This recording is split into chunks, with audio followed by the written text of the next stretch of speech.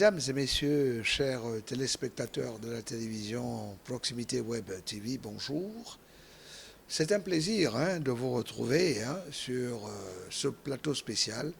Un plateau spécial qui, pour des raisons de circonstances, va traiter de la liste électorale. Et pour parler de la liste électorale, j'allais dire de l'enrôlement des citoyens sur la liste électorale, nous invitons notre consultant maison, Ghislain Ngonga. Ghislain Ngonga, bonjour. Bonjour, Jérémy Gustave Zamba.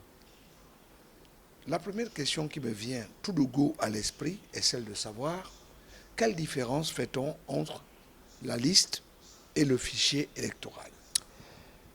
C'est une très belle question.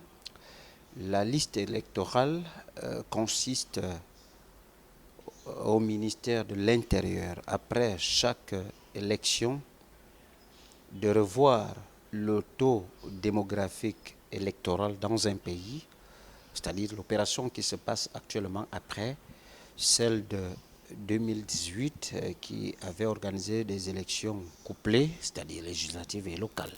C'est-à-dire tous ceux-là qui doivent se faire enrôler ou qui se font enrôler font partie de la liste électorale. Maintenant, après cette révision de la liste électorale de 2023, il va falloir voir le fichier électoral qui va consister ceux qui ont été inscrits, c'est-à-dire ceux qui sont en âge de voter, ceux-là qui n'ont jamais voté depuis la mise en place de la biométrie en 2013. Parce que depuis la mise en place de la biométrie, la révision, pour certains, ces personnes-là ne sont pas dans le fichier électoral. Vous savez qu'avant 2013, on n'avait pas la biométrie au Gabon. Donc, la biométrie a permis à ce qu'on a un fichier, c'est comme vous avez un ordinateur portable, à qui tout ce que vous écrivez, vous le gardez dans cet ordinateur. Contrairement, comme on dit dans le journalisme ou bien dans le domaine des informations, que à l'époque, les entreprises de communication et d'information étaient à l'âge en analogie et ils sont devenus à l'ère numérique. Au Gabon, on est déjà à l'ère de la numérisation du fichier électoral. C'est-à-dire, le travail qui se fait par les agents enrôleurs aujourd'hui sera pris en compte et gardé. Voir ceux qui sont en âge de voter, ceux qui sont décédés, ceux qui ont, on va dire quoi, de changer de lieu de vote et des Gabonais de l'étranger, des Gabonais d'origine et des Gabonais d'adoption. Selon vous, Ghislain Ngonga, est-ce que cette opération n'aurait pas pu être faite en amont, c'est-à-dire beaucoup plus de temps avant même que d'attendre l'orée de l'élection présidentielle? Parce que, en réalité, c'est celle-là qui focalise le plus les énergies. Non, il faut se conformer à la loi. Le gouvernement gabonais ou bien l'État gabonais qui est dirigé à sa tête par le chef de l'État, son Excellence Ali Bongo Ndimba, se conforme aux dispositions en vigueur. C'est-à-dire, c'est statutaire. Que dit la loi? La loi dit que avant toute période électorale, 3 mois avant, il va falloir faire des opérations d'enrôlement des citoyens. C'est ce que dit la loi. Donc, le ministère de l'Intérieur se conforme aux dispositions en vigueur qui disent que 3 mois avant toute élection doit procéder aux opérations d'enrôlement des citoyens ou la révision de la liste électorale. Est-ce que vous pensez, vous, qui êtes un peu sur le terrain, tous les jours que Dieu fait, est-ce que vous pensez que les Gabonais, contrairement à 2016, sont enclins à aller se faire enrôler? Vous parlez de 2016, je vous dirais que 2016 c'est très loin. Parlez de 2018. Parce qu'après 2016, il y a eu des élections couplées de 2018. Donc en 2016, il y a eu l'opération. En 2018, il y a eu cette dernière opération. C'est-à-dire 5 ans après, le ministère de l'Intérieur met encore une nouvelle opération pour entamer d'autres échéances électorales. Donc, il y a un engouement certain.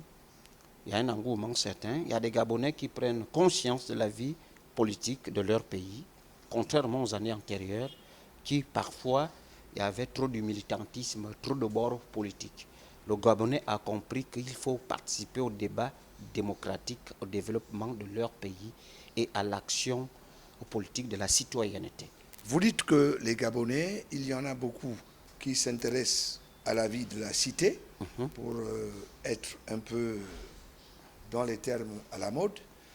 Mais pensez-vous que tous ces citoyens qui vont s'enrôler sont d'accord avec, par exemple, j'allais dire, la majorité de partis au pouvoir? Le Gabonais aujourd'hui ne regarde même plus les pans politiciens. Ça, je voulais vous le dire. Le Gabonais est à la quête de l'amélioration de ses conditions de vie sociale. Pour lui, il veut exprimer sa voix pour améliorer ses conditions de vie et sociales. Il n'est plus là pour dire que j'appartiens à la majorité ou j'appartiens à l'opposition. L'opposition politique reste dans son opposition politique, la majorité présidentielle reste dans sa majorité, les leaders. Mais le citoyen, lui, il participe à cette élection pour dire que oui ou non, je veux que ma vie, c'est-à-dire les conditions de vie qui sont les routes, la santé, l'éducation, le travail, le taux de chômage et autres. C'est ça qui préoccupe actuellement, puisque la démocratie n'est pas née en 2023. Depuis 1990, nous sommes dans un processus démocratique où, au fil du temps, plus de 30 ans après, le Gabonais a déjà pris conscience de l'importance démocratique et encore plus l'importance de s'enrôler, de s'inscrire sur les listes électorales pour dire ma voix s'impose pour ou contre, quel que soit le candidat qui viendra, je veux m'améliorer, je veux améliorer mes conditions de vie, de travail et de santé, de scolaire, d'universitaire, etc., etc. Jocelyn Ngonga, question subsidiaire. Vous êtes un témoin de la vie politique gabonaise. OK. Oui. Vous avez suivi l'élection présidentielle de 2016. On va vers une élection présidentielle en 2023, c'est-à-dire cette année. Quelle différence pouvez-vous faire au niveau des comportements des Gabonais par rapport au sujet qui est celui que nous évoquons actuellement, c'est-à-dire l'enrôlement? Comme je le disais, 7 ans après, 2016-2023, nous sommes à 7 années de cette élection capitale présidentielle. Les Gabonais ont pris conscience d'abord sur le comportement de certains leaders politiques, entre guillemets, le comportement des leaders façon, qui ne jouent pas franc jeu. Autre chose, à la manipulation des populations. Aujourd'hui, ils prennent conscience que nous ne devons, la population, je dis bien, le peuple gabonais prend conscience que nous ne devrons plus être manipulés. Nous devrions être conscients des enjeux démocratiques et politiques de notre pays.